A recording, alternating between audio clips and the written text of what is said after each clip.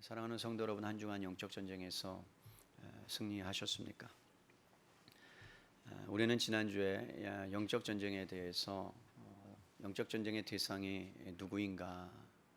사탄이요, 마귀요, 혈과 육에 속한 자가 아니라 하늘에 속한 영들이다. 그리고 통치자들과 권세자들이 우리의 영적인 대상이다라고 말씀을 드렸습니다.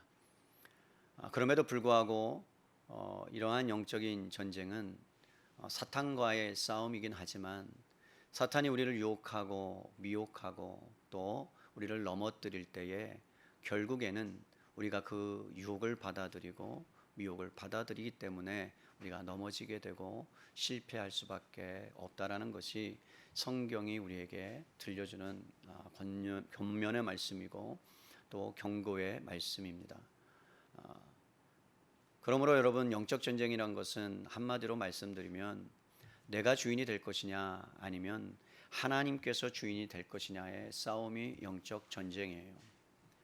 지난 한 주의 삶을 여러분 되돌아보면서 내가 주인 되고 싶었던, 그리고 하나님의 말씀은 그렇지 아니한데 내가 주인이 되어서 하나님의 말씀을 멀리하고 또 등한히 했다면 우리는 영적 전쟁에서 실패했다라고도 볼 수 있습니다. 지금도 여러분, 우리 가운데, 우리 마음 가운데 영적인 전쟁은 어김없이 일어나고 있죠. 누구나 전쟁을 피하고 싶은 마음일 것입니다. 세상 가운데 일어나는 전쟁도 안 일어났으면 하는 것이 사람들의 마음일 것이고요. 전쟁이 일어난다 할지라도 평화적으로 해결되면 좋겠다라는 것이 국민들의 마음일 거예요. 여러분, 그럼에도 전쟁이 만약에 일어난다면 그 전쟁은 무엇으로 판가름 날 수 있을까요? 지금까지 수많은 전쟁들이 이 땅 가운데 있었고 역사적으로 전쟁들을 살펴보면 아마도 그 시대마다 무기가 강하거나 아니면 적군보다 아군의 숫자가 훨씬 더 많으면 이미 심리적으로 우위적이 되기 때문에 전쟁에 승리할 수 있다라고 볼 수 있습니다. 그렇다고 해서 최신식 무기가 있음에도 불구하고 여러분, 그 무기를 사용할 수 없다면 전쟁에서 실패하겠죠. 무기가 없다 할지라도 여러분, 군병들의 사기가 충만하다면 어느 정도는 그 전쟁을 막아낼 수 있을 것입니다. 아무리 강한 무기가 있다 할지라도 싸울 수 있는 군사의 수가 적거나 그 다음에 그 지역에 대해서 잘 모른다면 실패할 가능성도 있다는 거죠. 남자들이라면 여러분, 우리나라는 아직 모병제가 아니기 때문에 군대를 다 갔다 오셔야 되는데, 여러분, 군대에 들어가서 가장 먼저 하는 것이 무엇입니까? 여러분, 군대 가서 가장 먼저 하는 것은 개인의 무기를 나눠주고 화기를 나눠주는 것이 아닙니다. 제일 먼저 하는 것은 정신교육이라는 것을 시키고 정신훈화라는 것을 시킵니다. 왜 정신훈화가 필요하고 정신교육이 필요합니까? 아무리 여러분 싸움의 기술이 좋고 전력이 좋다 할지라도 싸워야 될 대상이 누구인가를 분별하지 못하면 아군을 죽일 수도 있기 때문에 그렇습니다. 전쟁에 나가야 될 분명한 목적과 목표가 없다면 여러분, 그 군대는 어느 순간에 목표와 목적을 잃어버리기 때문에 오합지졸이 될 수 있기 때문에 군병들의, 군사들의 사기가 꺾이게 된다는 거죠. 그러므로 여러분, 우리가 싸워야 될 적이 누구인지, 그리고 분명한 목표가 무엇인지, 그리고 어떻게 싸워야 되는지에 대해서 우리는 알아야 될 필요가 있고 또 배워야 될 필요가 있는 거예요. 사도 바울은 우리들을 향하여 이렇게 말씀했습니다. 너희는 하늘에 신령한 모든 복을 받은 자들이다. 죄송합니다. 하늘에 신령한 모든 복을 받은 자들이요, 하늘에 속한 자요, 하늘에 앉혀진 자들이요, 하나님의 자녀요, 하나님의 권속이요, 하나님의 백성이다 라고 해서 계속해서 말씀을 우리에게 해왔어요. 그런데 여러분, 한 가지 우리가 잊지 말아야 될 것은 6장 10절을 향하여 가면서 에베소 교회 성도들을 향하여 뭐라고 말씀하고 있냐면 너희들은 하나님 나라의 군병들이다, 군사들이다 라고 말씀합니다. 디모데전서 6장 12절에 이렇게 말해요. 우리가 선한 싸움을 위해서 그리스도의 강한 군사로 부르심을 받았다. 그러니까 여러분 예수님을 믿고 나서 여러분들이 그것을 인정하든 인정하지 않든 여러분들은 군인이 된 거예요. 군병이 된 거예요. 그렇다면 여러분이 군인이 되었다면, 군병이 되었다면 여러분들은 알아야 돼요. 무엇을 알아야 됩니까? 적이 누구인지를 알아야 되고 어떻게 싸워야 되는지를 알아야 돼요. 여러분, 한국에 기독교가 처음 들어와서 그리고 예수님을 믿기 시작하고 수많은 외부적인 핍박들이 있었습니다.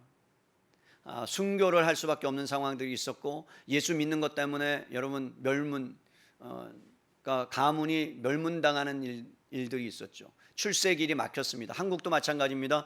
여러분, 조선이라는 땅에 기독교가 들어와서 복음을 전하면서 수많은 순교자들이 피눈물을 흘리며 기도했고, 그리고 순교를 당했고, 갓 태어난 아기까지도 여러분 죽어나가는 일들이 이 땅 가운데 있었습니다. 그리고 예수님을 믿는 것 때문에 여러분 집안에서 쫓겨나기도 하고, 예수님 믿는 것 때문에 두들겨 맞기도 하고, 그리고 핍박을 받았는데 그 핍박이 너무나도 어려워서 배교하는 일도 있고 예수님을 부인하는 일들도 있었습니다. 신사 참배가 있었을 때 여러분 많은 목회자들이 그렇게 하지 않으면 안 되는 상황 가운데 있다 할지라도 하지 말아야 될 것들로 인해서, 그래서 여러분 나중에 그 부분에 대해서 잘못했다라고 고백하는 분들도 계셨습니다. 그래도 여러분 전쟁이 터지고 보릿고개를 지나면서 하나님 앞에 전쟁을 막아달라고 기도하고, 그리고 여러분 북한군이 계속해서 밀려올 때에 여러분 마지막 보루인 그 부산에서 수많은 목사님들이 함께 모여 기도하고 하나님 앞에서 그 모든 일들을 막아달라고 기도했을 때 놀라운 일들이 일어났죠. 출안교회에서 기도할 때 여러분 유엔에 그 속한 나라들이 결국에는 그 전쟁에 대해서 인천 상륙작전이 통과되는 놀라운 은혜의 역사들이 있었습니다. 1988년 올림픽이 이 나라에서 치러지고 경제가 발전하고 산업이 발전하고 그리고 먹고 살만해지니까 그때부터 이상한 일들이 편안해지면서 안정을 가지면서 그리스도의 야성이 사라지기 시작했습니다. 그리스도인들의 그 영성이 사라지기 시작했습니다. 어떤 면에서는 하나님 앞에 그렇게 울부짖었던 그 기도의 소리가 사라지기 시작했고요. 코로나19라는 상황 가운데서 전도할 수 없는 상황 가운데 이제는 전도하지 않아도 된다라는 명분을 우리는 코로나19에서 찾고 있다라는 그러한 모습을 보면서, 영적 전쟁에 나가기도 전에 싸움을 하기도 전에 패배한 패장병처럼 나고자처럼 싸움을 해보기도 전에 포기해버리는 일들이 여기저기서 일어나고 있다는 것이 한국교회의 현 주소요 그리스도인들의 현실이라고 저는 생각합니다. 영적 실체가 있음에도 불구하고 알려고 하지 않습니다. 차별금지법이 통과되는데 관심도 별로 없습니다. 이런 그런 상황 가운데 영적 실체를 안다 할지라도 싸움도 하려고 하지 않을 뿐만 아니라 준비도 하지 아니하고 세상이 좋아서 세상 가운데 안주해 버리는 그러한 일들이 어느 순간 우리 가운데 왔다라는 사실입니다. 여러분, 이러한 야성이 사라지는 그 중요한 원인이 무엇일까요?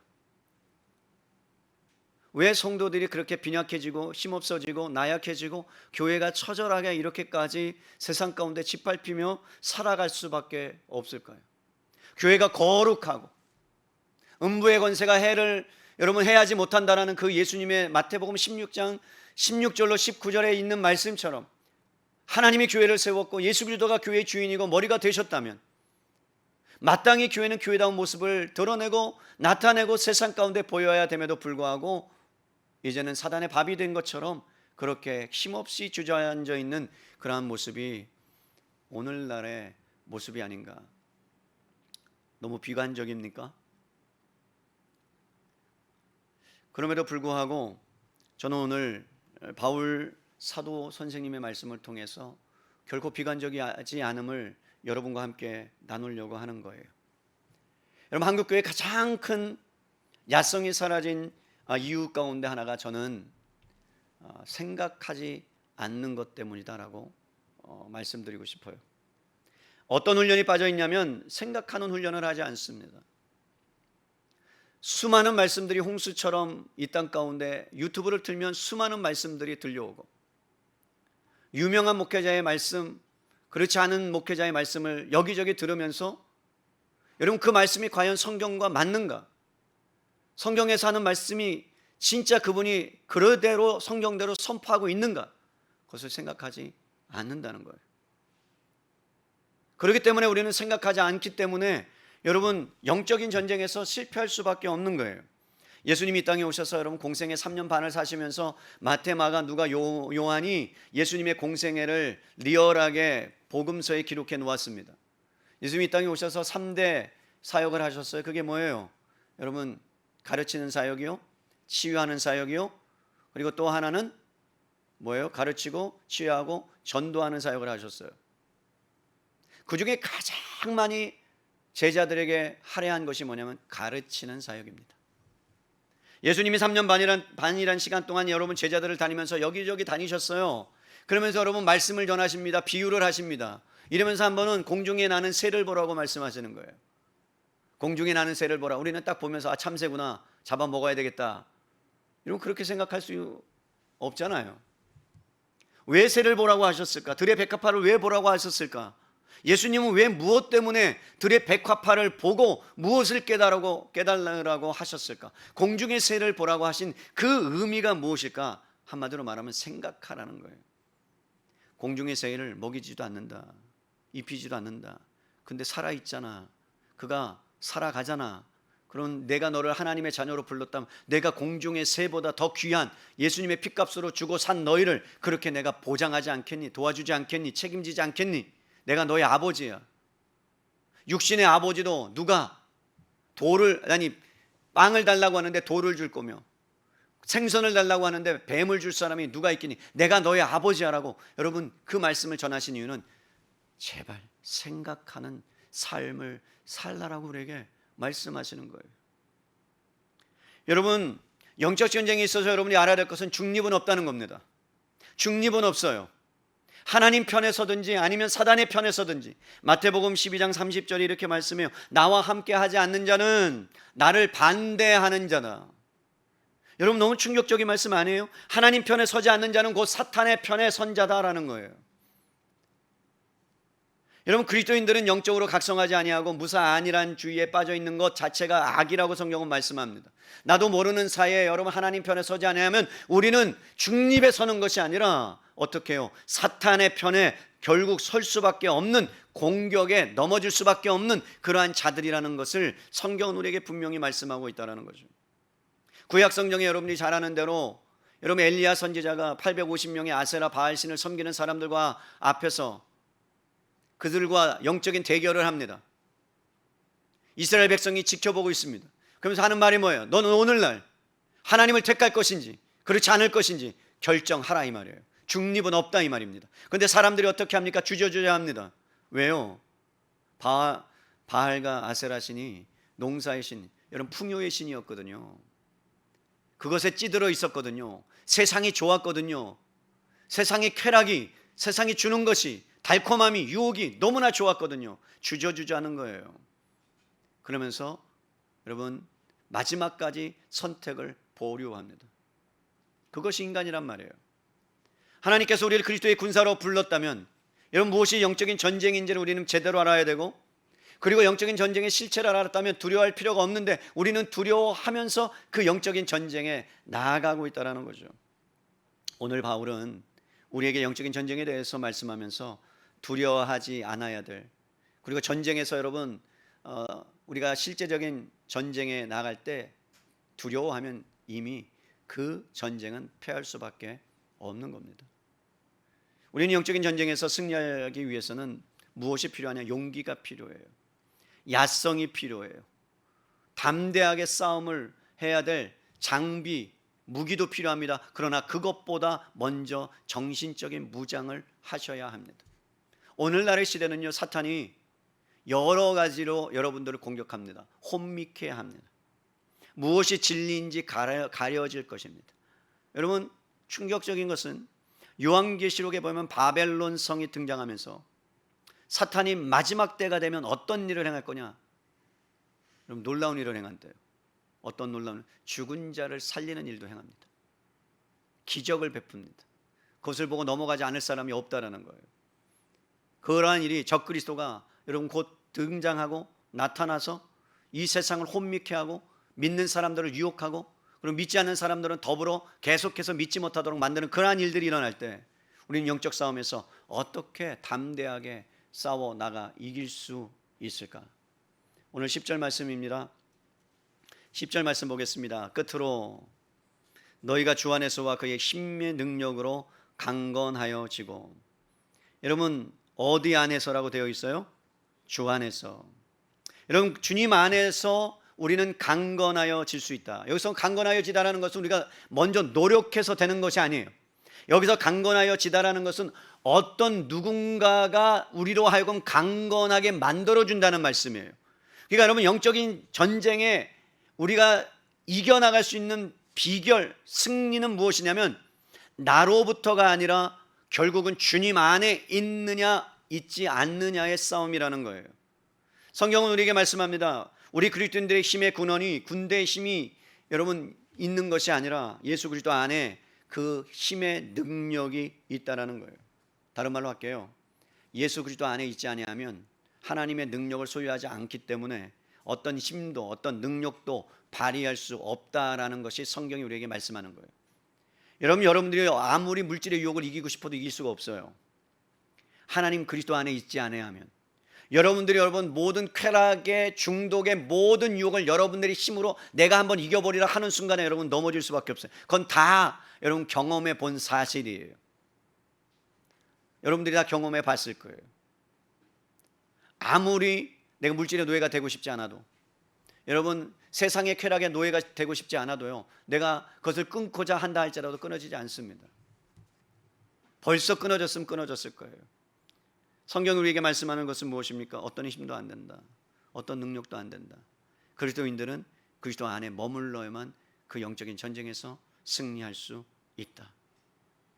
여러분 나의 힘으로 사는 것 같은데 우리는 간혹 주님의 힘, 주님의 도움 없이도 살 수 있을 거라고 우리는 생각하면서 사실 살아가죠.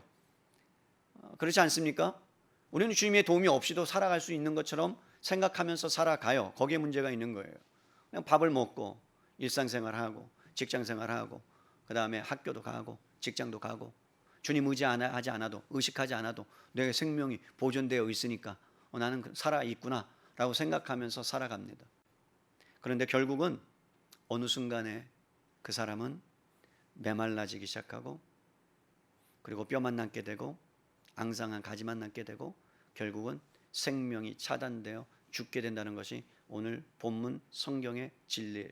여러분 이것에 대해서 주님 안에서 있다라는 것에 대해서 가장 잘 설명해 주신 것이 예수님 자신입니다.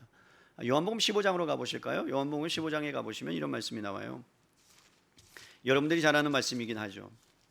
요한복음 15장 1절로 4절까지의 말씀을 보시면 이렇게 말씀합니다. 나는 포도나무요 내 아버지는 농부라. 물은 내게 붙어 있어 열매를 맺지 아니하는 가지는 아버지께서 그것을 제거해 버리시고 무릇 열매를 맺는 가지는 더 열매를 맺게 하려 하여 그것을 깨끗하게 하시느니라. 너희는 내가 일러준 말로 이미 깨끗하여졌으니 내 안에 거하라.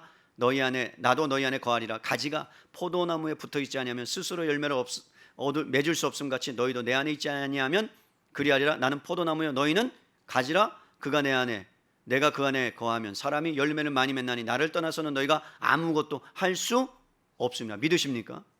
여러분 영적 전쟁에서 우리가 용기를 갖고 담대하게 싸워 나갈 수 있는 것은 그리스도 예수 안에 거하는 것인데, 여기서 거한다는 말은 여러분 산다는 의미가 산다. 여러분 집에 거주한다라는 것은 산다는 거예요. 산다. 내가 집에서 거주한 건 먹고 쓰고 그 다음에 목욕하고 모든 것을 그 안에서 하는 것처럼 그리스도 안에 거한다는 것은 내가 그 안에서 모든 것을 한다는 거예요. 근데 우리는 직장 생활할 때 교회에 왔을 때는 하나님께 예배 드리고 기도하니까 그리스도와 안에 거하는 것처럼 생각하지만 밖에 나가서는 그리스도를 밖에 놔두고 내가 사는 그러한 인생을 우리는 살아가고 있지는 않으냔 말이에요. 여러분 여기서 위치적인 의미가 아니라면, 그렇다면 여기서 거한다라는 말은 모든 삶이 뭐라고요? 그분과 함께 먹고 자고 그분과 함께 생활하는 삶이라면, 거하는 삶이라면, 그러면 여러분 모든 나무, 이런 포도나무라고 했으니까 그 모든 뿌리에서부터 나오는 자양분이 가지까지 가게 되고 끊임없이 공급을 받게 되고, 그래서 그 가지와 생명의 관계가 유지되기 때문에 그 가지가 살아있는 것이고, 그 가지 끝에 뭐가 맺히는 거예요? 열매라는 것이 맺히는 거예요. 그럼 여러분, 가지가 열매를 맺는 거예요? 아니면 포도나무가 열매를 맺게 하는 거예요? 포도나무가 열매를 맺게 하는 거예요. 가지가 애쓴 게 있어요, 없어요? 없어요. 단 한 가지. 뭐예요? 나무에 달려 있는 거예요. 나무에 붙여 있는 거예요. 그냥 붙어 있어요. 그냥 죽어라 붙어 있어요. 그리스도 아니면 안 되듯이 그냥 그분만이 소망인 거예요. 그분만이 유일한 희망인 거예요. 그래서 붙고 그를 붙잡고 있는 거예요. 여러분, 이것이 얼마나 중요한지 거하는 자와 거하지 않는 자의 삶을 명백하게 뚜렷하게 보여주는 한 사건이, 아니 여러 사건이 있지만 구약에 등장합니다. 하나님께서 사무엘을 부르셨어요. 사무엘아, 이스라엘 백성들이 왕을 원하는구나. 그래, 내가 너희가 원하는 대로 왕을 하나 세워줄게. 그러면서 여러분, 사무엘이 왕을 세우려고 이세의 집안의 사람들을 찾기 시작하고, 그 나중에 찾기 시작하고요. 먼저 키가 크고 기골이 장대한, 그래도 준수하게 생긴 사울이라는 사람을 사무엘이 택해서 그에게 하나님의 말씀대로 기름을 붓습니다. 처음에 사울은 하나님을 사랑했고 하나님을 향한 마음이 있었고 하나님 말씀대로 행했던 사람이었어요. 그는 지존자의 하나님인 것을 믿었어요. 그런데 어느 순간부터 점점 지존자 대신 하나님을 의지하지 않고 자기의 힘을 의지하기 시작했습니다. 그것이 사무엘상 15장에 나타납니다. 여러분, 사무엘상으로 가봅니다. 사무엘상 15장 12절 말씀입니다. 사무엘상 15장으로 가봅니다.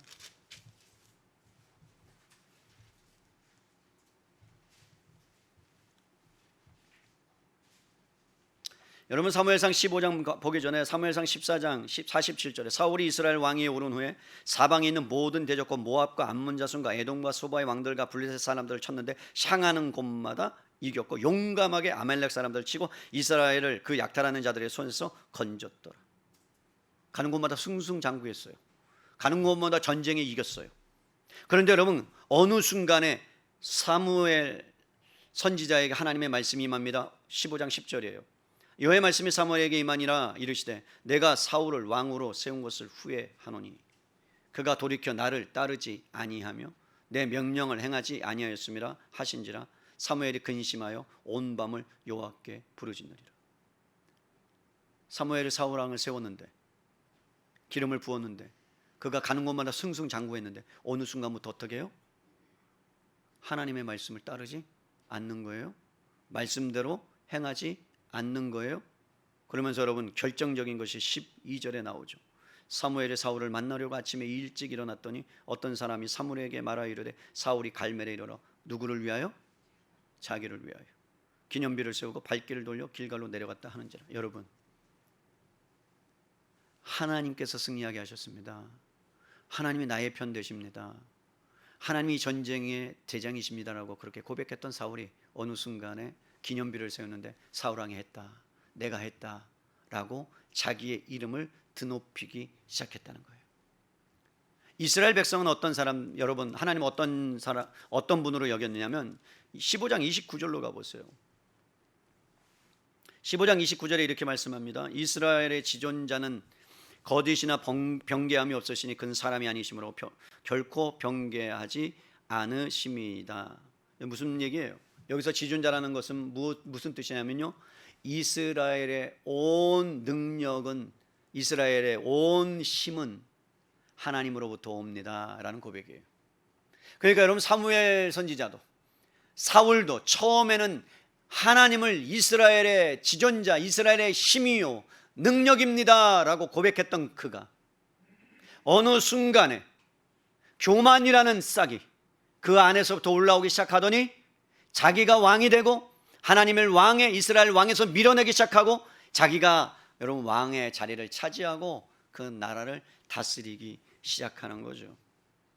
사울이 이스라엘의 힘이 하나님께로부터 온다는 것을 인정하지 않고 기념비를 세우는 그 순간부터 사울은 이미 영적 전쟁에서 실패한 거예요. 왕의 자리에 자기 자신이 앉아 버린 거예요. 그런데 여러분, 또 다른 한 사람이 등장합니다. 다윗이라는 사람이에요. 여러분, 다윗과 사울을 비교하면 진짜 다윗은 별 볼 일 없는 볼품없는 목동이에요. 그런데 이스라엘이 골리앗 군대, 그 블레셋 군대와 싸움이 일어났다는 것을 듣고 부모님이 도시락 갖다 주라고 해서 도시락 갖다 줬더니, 여러분, 블레셋 군대가 여러분 이스라엘 나라를, 그리고 하나님을 모욕하고 저주하고 멸시하는 그러한 현장을 목격했을 때 의로운 분이 다윗에게 일어나기 시작했습니다. 자기가 믿는 하나님, 다윗이 믿는 하나님은 그런 분은 아니거든요. 전쟁에 능하신 하나님이요, 반석이요, 요새시요, 사망의 음침한 골짜기를 다닐지라도 해를 두려워하지 않을 그 이유가 하나님한테 있는데, 어찌 하나님을 모욕하고 하나님을 저주하고 벌벌 떨면서 그렇게 있을 수 있느냐라는 그 마음이 다윗에게 있는 거죠. 여러분, 사울은 잔뼈가 굵은 사람이에요. 백전노장이에요. 어떻게 하면 그 전쟁을 이길 수 있는지 잘 아는 사람이었어요. 그런데 두려워 떨고 있는 겁니다. 다윗은 양치기 소년이었어요.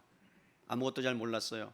그러다가 여러분, 골리앗과 마주치자 그 마음 가운데 내가 나가서 그 모욕하는 그 블레셋의 장군 골리앗과 싸워야 되겠다. 여러분, 인간적으로 보면 100점 100패죠. 어떻게 이기겠어요? 키가 기골이 장대한데 2m 한 50 정도나 됐을 텐데, 한 이 정도 됐을 텐데요. 다윗은 조그만한 소년에 불과한데 어떻게 이기겠어요? 그것에 대한 장면을 여러분 사무엘상 17장에 기록하고 있습니다. 사무엘상 그 17장에 뒤로 가서 보시면, 사무엘서 여러분 17장 39절에 이렇게 말합니다. 38절부터 이에 사울이 자기 군복을 다윗에게 입히고 노투구를 그의 머리에 씌우고 또 그에게 갑옷을 입히매 다윗이 칼을 군복 위에 차고는 익숙하지 못함으로 시험적으로 걸어가 보다가 사울에게 말하여 익숙하지 못하니 이것을 입고 가지 못하겠나이다 하고 곧 벗고 담대하게 여러분 사울한테 가서 말하는 거예요. 제가 나가서 싸워 보겠습니다. 하나님께서 우리와 함께 하실 겁니다. 그러면서 여러분, 다윗이 사울에게 말하자 사울이 자기가 입던 투구를 벗어줍니다. 갑옷을 벗어줍니다. 왜? 그것이 전쟁에선 생명이니까. 그죠? 그것도 입지 않으면 여러분 칼에 찔리든 창에 찔리든 죽으니까. 근데 입었는데 여러분 그 앞이 안 보이는 거예요. 무거운 거예요. 갑옷을 입었는데 맞지 않는 거예요. 어리숙해 보이는 거예요. 안 되겠다 싶어서 여러분 다윗이 뭐 한 거예요? 다 옷을 집어 던져요. 그러면서 여러분 40절에 손에 막대기를 가지고 시내에서 매끄러운 돌 5을 골라서 자기 목자에 재고 곧 주머니에 넣고 손에 물매를 가지고 블레셋 사람에게로 나아가니라. 말도 안 되는 싸움이에요.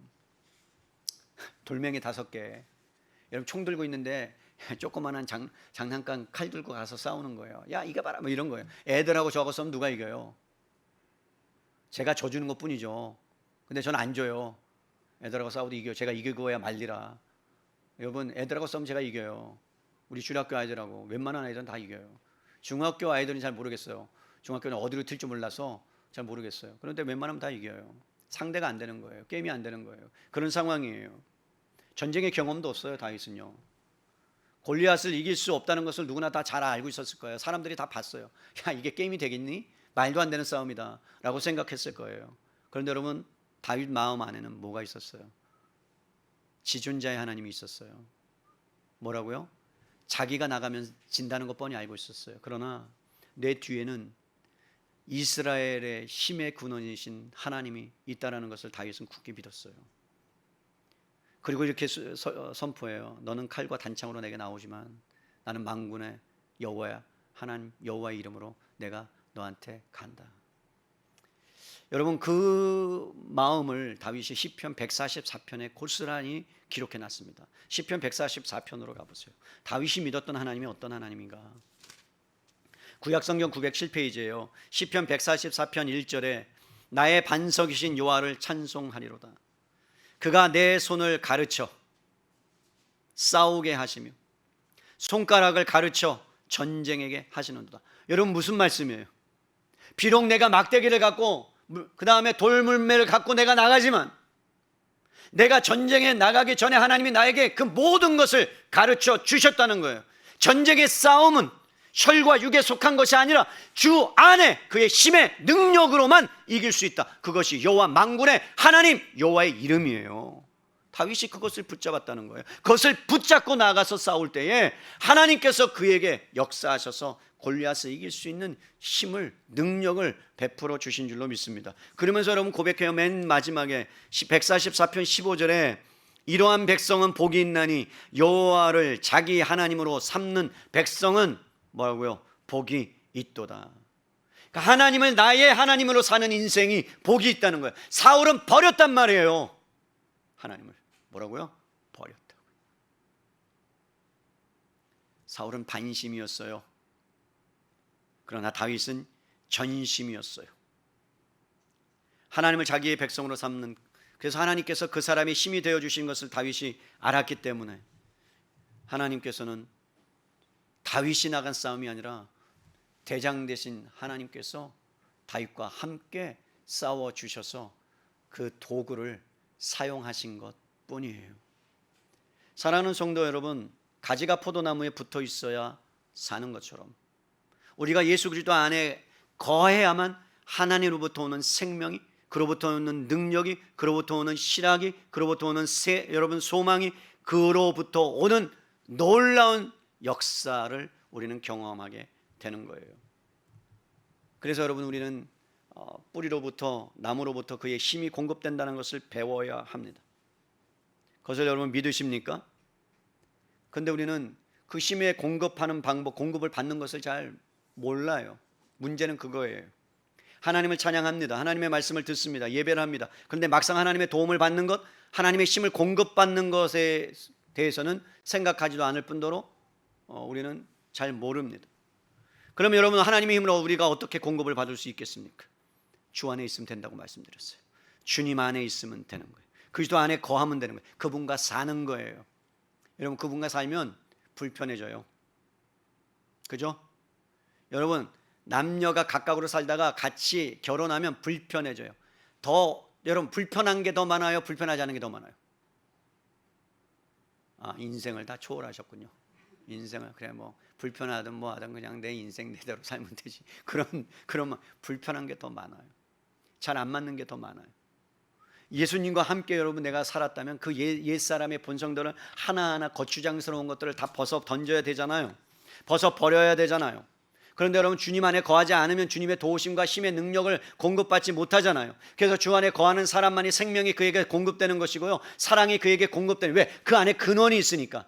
희락과 화평과 온유와 모든 것. 여러분, 저수지가 있어요. 우리가 물을 먹을 수 있는 이유는 뭐예요? 여러분, 상수도 팔당댐이나 아니면 지역에 가면 댐이 있어요. 그럼 저수지가, 큰 저수지에 비가 와서 물을 딱 거두고 그 물에다가 소독을 하고 그런 파이프라인을 통해서 집까지 다 전달돼요. 맞죠? 그러면 여러분, 저수지는 뭐와 같아요? 하나님의 능력과 같아요. 하나님의 능력이 있어요. 근데 파이프라인을 타고 와요. 그 파이프라인이 뭐예요? 어떤 면에서는 예수 그리스도라고 할 수 있고, 어떤 면에서는 성령의 도우심이라고 저는 표현할 수 있어요. 그럼 파이프라인으로 타고 와요. 그런데 여러분, 그 수도꼭지를 열지 않으면, 파이프라인이 막히지 않았다 할지라도, 저수지에 물이 많다 할지라도, 여러분, 하나님의 저수지는요, 물이 마르지 않아요. 끊임없이 솟아나는 생수의 강이라고 말했고, 그래서 여러분, 물이 부어지기 시작하면 여러분, 다리를 거쳐서 허리를 거쳐서 충만한 그러한 물이 바다를 덮는 그런 놀라운 은혜가 하나님의 저수지 안에 있고요, 그것이 성령의 능력을 통해서 우리 가운데 다가오는데, 문제는 뭐예요? 수도꼭지를 틀지 않아요. 그럼 우리는 죽는 거예요. 그 물을 마시지 않으면, 영생의 물을 마시지 않으면. 그런데 꼭 틀어막고 있는 거예요. 그것이 지금 어떤 면에서는 우리가 하나님의 능력을 경험하지 못하는 이유예요. 하나님의 말씀이 계속해서 우리 가운데 흘러가고 있는데, 그 말씀 우리가 받아들이고 그 말씀대로 먹어야 사는데, 여러분, 먹는 거는 우리 것이 된다는 거 아니에요. 먹어야 우리 것이 돼요. 우리가 밥을 먹어야 육적인 건강이 생기듯이 하나님의 말씀을 계속해서 씹고 곱씹고 먹어야 우리의 영적인 근육이 생기고 영적으로 튼튼해져서 여러분, 분별의 능력, 이해의 능력이 생기기 시작하는데, 하나님의 말씀을 우리가 여러분 사모하지 않을 뿐더러 사슴이 시냇물을 찾듯이 갈망하지 않음으로 인해서 우리가 빼쩍 말라가고 있음에도, 영적으로 초췌해감에도 불구하고 그것을 우리는 여러분 영적으로 진단하지 못하고 살아가는 그리스도인들이 얼마나 많이 있습니까? 틀으셔야 돼요. 수도꼭지를 틀으셔야 돼요. 그 안에 생명이 있고 능력이 있고, 그리고 여러분을 살리는 은혜가 그 안에 담겨져 있어요. 죄가 때로는 그것을 가로막아요. 그 죄를 해결하셔야 돼요. 여러분의 교만이 그것을 막아요. 여러분의 잘난, 여러분이 갖고 있는 이성, 생각, 합리적인 판단이 부딪힐 때, 말씀과 부딪힐 때 그것을 막아버리고 그리고 합리화시켜버리는 그러한 우들을 여러분 어떤 면에서는 쏙꼭지를 잠그듯이 우리가 그렇게 행하고 있지는 않은가? 그렇다면 우리가 방법은 뭐예요? 주님 안에 거하면 돼요. 틀어지면 돼요. 죄의 문제를 해결하고 십자가 앞에 나아가고, 그래서 그분의 은혜를 사모하고 그 안에 거하고, 때로는 내가 불편해서 하나님 이거 벗어야 돼, 그럼 벗어버리세요. 그거 네가 바꿔야 돼, 바꿔버리세요. 그러면 여러분 그 안에서 생명을, 은혜를 경험하는 놀라운 역사가 여러분 가운데 있게 될 줄로 믿습니다. 두 번째는요, 바울이 주 안에 거해야 된다. 두 번째는 그의 힘의 능력 때문에 너희가 강건해질 수 있다라고 말합니다. 여러분, 사람이 스스로 힘에 의해서 강건해지는 것이 아니라 하나님의 능력으로 강건해진다는데, 그럼 하나님의 능력이 무엇인가 알아야 되고, 그럼 하나님의 능력을 어떻게 우리가 힘입을 수 있는가를 우리가 알아야 돼요. 하나님의 능력이 뭐예요? 여러분, 하나님의 능력을 오해하시면 안 돼요. 죽은 자를 살리시는 건 하나님의 능력 맞아요. 없는 것을 있는 것처럼 하시는 창조주의 능력 맞아요. 그런데 오늘 에베소 교회를 향하여, 교인들을 향하여 하는 그 능력의 말씀은 물리적인 경험이 아니에요. 이것은 여러분 풍성해지고 역량이 커져가고 영향력이 커져가는 것을 말해요. 그것이 무엇이냐? 여러분들이 다 배웠어요. 우리가 다 말씀을 들었어요. 에베소서 1장 19절에 나와요. 그 능력이 뭔지. 1장 19절로 가보세요. 에베소서 1장 19절. 1장 19절 우리 함께 읽습니다. 19절 시작. 그의 힘의 위력으로 역사하심을 따라 믿는 우리에게 베푸신 능력의 지극히 크심이 어떠한 것을 너희로 알게 하시기를 구하노라. 여러분, 기독교의 출발은 나에게, 여러분에게 어떠한 일이 일어났는가를 아는 것부터 시작한다 그랬어요. 여러분, 사도 바울이 모든 기도의 초점은 어떤 상황에서 벗어나게 해달라는 기도가 아니에요. 그 상황 가운데 역사하시는 하나님이 어떤 분인가를 너희가 알기를 원한다는 거예요. 이미 우리 안에 하나님의 능력이 와 있는데 우리는 또 다른 하나님의 능력을 너희가 구하고 있다는 거예요. 잘못됐다는 거예요. 그 능력을 구하는 게 아니라 이미 너 안에 있는 그 능력을 너희가 눈을 열어 보기를 원한다. 왜? 그 능력을 너희가 받았음에도 불구하고 우리는 그 능력이 무엇인지를 제대로 알지 못해서 영적인 전쟁에서 우리가 넘어지고 실패할 때가 너무나 많다는 거예요. 이미 다 우리에게 능력을 완수하셨는데, 완료하셨는데, 근데 우리는 또 달라고 하는 거예요. 그게 뭐예요? 그 능력이 뭡니까? 하나님이 어떤 일을, 우리에게 어떤 일을 행하는지, 능력의, 그 힘의 능력의 지극히 크심이 뭡니까? 여러분, 하나님의 자녀로 이 땅 가운데 우리가 살아가면서 하나님이 우리에게 베푸신 가장 큰 능력 중에 능력이 뭔 줄 아십니까? 에베소서에서 말씀했어요. 너희는 이 세상 풍속을 쫓아다녔다. 세상의 쾌락을 쫓아다녔다. 불순종의 아들 가운데 사탄의 노예, 죽음의 노예, 그 사망의 권세 아래 너희가 놓여있던 자다. 너의 힘으로 그것을 벗어날 수 없었던 자다. 구렁이 가운데 깊이 너희는 빠져서 어떻게 할 수 없는 죽었던 존재다. 그런데 하나님의 능력이 너를 건져내서 사망과 상관없고 저주와 상관없는 하나님의 자녀, 그리고 하나님의 아들로 내가 너를 앉혀 놓았다. 이것이 하나님의 이미 여러분 능력, 여러분 안에 행하신 능력인 줄로 믿습니다. 그렇다면 여러분, 하나님의 능력 중에 능력이 뭐예요? 다른 것이 아니에요. 하나님의 능력 중에 능력은 하나님을 알지 못하고 살았던 사람들이 변화되어서 하나님의 은혜를 경험하고 하나님께 영광 돌리는 삶을 살아가는 것이 하나님의 능력 중에 능력이라고 성경은 말씀하고 있어요. 그렇다면 여러분, 우리가 하나님의 능력을 경험하기 위해서는 무엇이 필요하냐? 여러분 주위의 사람들이 변해서 하나님께 영광 돌리고 하나님을 찬송하는 사람들이 여러분 일어나기 시작한다면 여러분들 그 영광 중에 능력이 여러분 주변에서 일어나고 있는 거예요.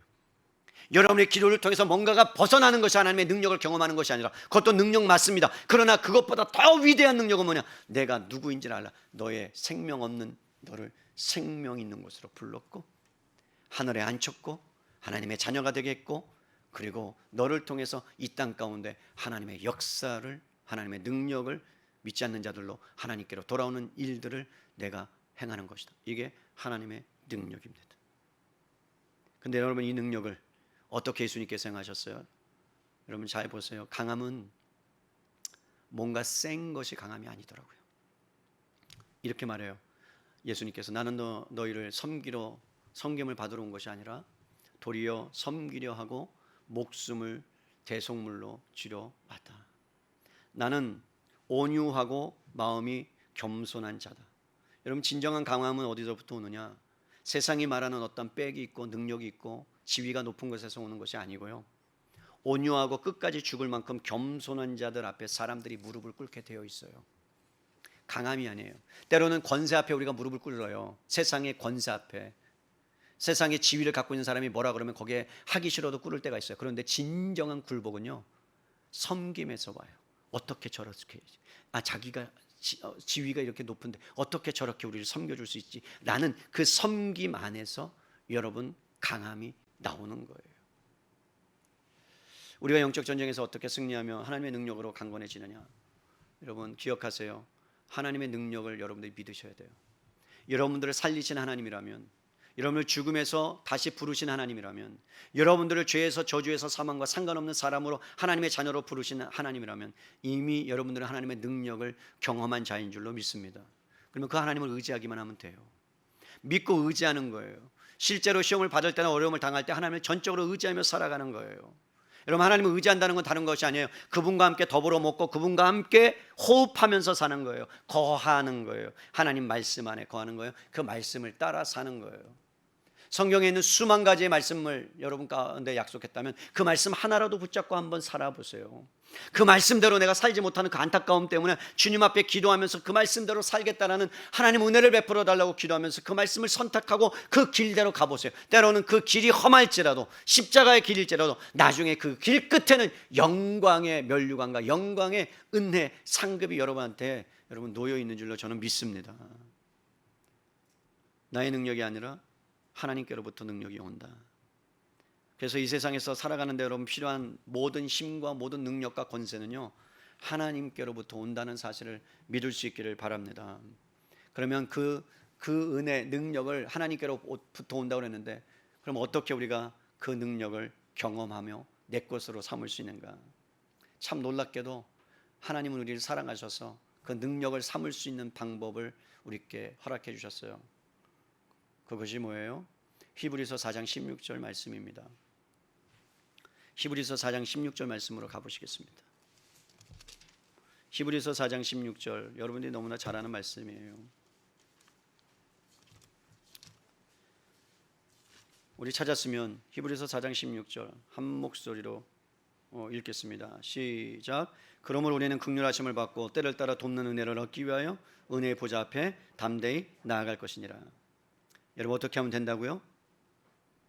때를 따라 돕는 은혜가 필요하니까 그 능력을, 그리고 하나님을 전적으로 의지하기 위해서 어디 나간다고요? 은혜의 보좌, 기도의 자리에 나갈 때 하나님께서 때를 따라 돕는 은혜를 우리 가운데 베풀어 주신다는 약속이에요. 사랑하는 성도 여러분, 전쟁은 나에게 속한 것이 아닙니다. 하나님께 속했습니다. 예수님께서 이미 승리하신 줄로 믿습니다. 죽음을 깨뜨리시고 부활하셨습니다. 그러나 사탄은 최악의 발악을 하는 거예요. 우리가 승리를 이 땅 가운데서 맛보지 못하도록 계속 우리를 미혹하고 유혹하고 넘어뜨리고 혼미케 하고 정신을 혼미케 하고 말씀을 분별하지 못하게 합니다. 그럼에도 여러분 하나님이 승리하셨다면, 그 승리가 내 안에 있다면 우리를 인도하고야 만다는 사실은 틀림이 없습니다. 아멘입니까? 근데 잊지 말아야 될 것은 뭐냐면 그 일이 내 안에서 일어나고 있다는 거예요. 영적 전쟁이 내 안에서 일어나고 있다는 거예요. 근데 그때 하나님께서 우리에게 성령을 통해서 기도의 자리로 가게 하시고 예배의 자리로 가게 하시고 하나님을 붙들도록 계속해서 방망이질을 하시고, 그 다음에 우리 가운데 마음의 소원을 일으키시며 마음의 감동을 허락해 주시는데 계속해서 멸시하고 무시하고 그것을 여러분 받아들이지 않는다면, 문 밖에서 두드리는데 문을 열지 않고 수도꼭지를 여러분 열지 않는다면 그것이 나의 능력이 될 수가 없는 거예요. 사용할 수가 없는 거예요. 하나님이 대신 싸워주지 않아요. 하나님이 대신 싸워주지 않아요. 다윗이 나가야 돼요. 골리앗 단번에 치면 돼요. 근데 다윗이 나가요. 그때 하나님이 도와주세요. 이길 때까지. 영적 전쟁에 대해서 이제 이 한 가지 이해만 하고 제가 마치겠습니다. 여러분, 영적 전쟁에 대해서 제가 어저께 책을 하나 읽으면서 존 밀턴의 철로 역정이라는 책이에요. 어떤 면에서 성경 다음으로 유명한 책 중에 하나입니다. 그리스도인이라면 어떻게 하실까라는 책. 그 책도 읽어야 되는 반면에 철로 역정이라는 책이 참 우리에게 지혜를 주는 책입니다. 멸망의 성이라는 곳에서 뷰라성, 이제 하늘나라 예루살렘성, 그러니까 하나님의 나라로 가기 위한 여러 가지 길을 거치는 거예요. 장막이라고 그러죠. 그냥 여러 길을 거치는데 거기에 수많은 사람들이 나와요. 미혹이라는 이름을 가진 사람, 교만이라는 이름을 가진 사람, 불이라는 이름을 가진 사람, 인내라는 사람, 소망이라는 사람, 사랑이라는 사람, 성경에 수많은 성품의 열매를 가진 사람이 등장합니다. 그런데 크리스찬이라는 한 사람이 멸망의 길을 떠나서 하나님을 사모하고 하나님 나라에 가겠다는 그 열망으로 길을 떠나는데, 여러 가지 어려움 가운데서 천성을 향해 가는 그 길이 철로역정이에요. 크리스찬이 어떤 길에 접어들었어요. 그런데 갑자기 여러분 그 길을 가는데 사자 두 마리가 확 달려듭니다. 여러분 동물의 왕국을 여러분 보시면 굶주린 사자는 막 포효하면서 여러분 그 자기가 목표한 한 사슴이든 어떤 동물이든 그것을 향해서 끝까지 여러분 쫓아가는 걸 보셨어요. 우는 사자와 같이 삼킬 자를 찾는 것, 그리스도인들을 찾는 것. 그 사자들이 실제로 여러분 이 크리스찬이 가는 친구랑 같이 가고 있는데 죽이려고 달려들었어요. 그런데 이제 죽었구나 하고 여러분 넘어졌겠죠. 혼미백산하고 있는 상황 가운데 사자들이 포효합니다. 얼굴 가까이 와서 막 잡아먹으려고 여러분 막 그냥 그 사자 갈퀴와 그 다음에 발톱으로 그를 죽이려고 해하려고 합니다. 근데 희한한 일이 일어나는 거예요. 딱 여기까지밖에 안 오는 거예요. 여기까지밖에. 손이, 발이, 그리고 얼굴이. 그래서 여러분 가만히 살펴봤어요. 이제 죽었구나, 끝이 되었구나라고 했는데 날카로운 이빨과 발톱과 그 모든 것이 그에게 닿을 수 없었던 거예요. 그 이유가 무엇이었을까요? 그 사자 발이 여러분 쇠사슬로 묶여져 있다는 거예요. 여러분 똑같은 얘기예요. 영적 전쟁 뭐냐? 이 세상에 우리가 살아가면서 사탄이 우리를 해하려고 우는 사자와 같이 두루 삼킬 자를 다니면서 찾는데 하나님의 그의 발목을 쇠사슬에 묶어놨다는 거예요. 우리를 결코 해하지 못해요. 그래서 두려움 대상이 아니에요. 우리는 뭐만 하면 돼요? 그 크리스찬 성도가 깨달은 것처럼 자로나 우로나 치우치지 않으면 돼요. 왜? 치우치면 잡아먹혀요. 그냥 그 길에 서면 돼요. 양쪽에서 그 정도를 가면 돼요. 그게 십자가의 길이에요. 예수 그리스도 안에 거하는 거예요. 말씀대로 살아내는 거예요. 그럴 때 우리는 승리할 수 있는 거예요. 여러분 우리가 해야 될 것은 그리스도 안에 말씀 안에 자로나 우로나 치우치지 아니하고 그리스도께서 가신 그 길을 걷는 것이 십자가의 길이라고 말했고 영광의 길이라고 말했고 그것 너머에 하나님의 놀라운 생명의 은혜가 우리 가운데 여러분 주어진다고 말씀하고 있습니다. 우리는 또 실패할 수 있습니다. 넘어질 수 있습니다. 그러나 여러분 우리의 대장 되신 예수 그리스도가 저와 여러분 안에 있다면, 여러분 안에 계신다면 우리는 그 안에 머물러야 합니다. 그와 함께 살아야 합니다. 먹어야 합니다. 때로는 내가 지저분해지고 더러워질 수 있습니다. 그러면 그 안에서 씻으면 됩니다. 예수님의 보혈의 피로, 예수님의 능력으로 다시 씻음을 받으면 됩니다. 그것이 회개입니다. 그러면 우리는 십자가를 통해서 성령의 능력으로 말미암아 어떻게 승리를 이 땅 가운데서 맛보며 살아갈 수 있다는 거예요. 바울이 그것을 알았어요. 마지막 말씀 고린도전서 15장 말씀만 하고 우리 함께 찬양 부르고 마치겠습니다. 고린도전서 15장이에요. 고린도전서 15장 55절로 58절입니다. 여러분 고린도전서 15장은 부활장입니다. 부활에 관련된 말씀을 바울이 서술해 나가고 있는, 기록해 나가고 있는 말씀인데요. 55절이요. 사망아 너희 승리가 어디 있느냐? 사망아 내가 쏘는 것이 어디 있느냐? 사탄아 사망아 죽음의 지배자야. 사망이 결코 예수 믿는 사람을 어떻게 할 수 없다 이 말이에요. 너가 쏘아도 안 죽어. 왜? 예수 그리스도께서 부활하셨기 때문이야 이 얘기예요. 그러면서 말합니다. 사망이 쏘는 것은 죄다. 죄의 권능은 율법이라. 여러분 57절 58절 함께 읽습니다. 시작. 우리 주 예수 그리스도로 말미암아 우리에게 승리를 주시는 하나님께 감사하노니 그러므로 내 사랑하는 형제들아 견실하며 흔들리지 말고 항상 주의 일에 더욱 힘쓰는 자들이 되라. 이는 너희 수고가 주 안에서 헛되지 않은 줄 알미라. 여러분 때로는 피 터지게 싸울 수 있습니다. 여러분 내적인 싸움이. 그런데 여러분 결코 헛되지 않은 것은 뭐냐면 그리스도의 승리가 여러분 안에 이미 있기 때문인 줄로 믿습니다. 그리고 또 하나 여러분 견실하라는 것은 믿음으로 붙잡고 나아가라는 얘기예요.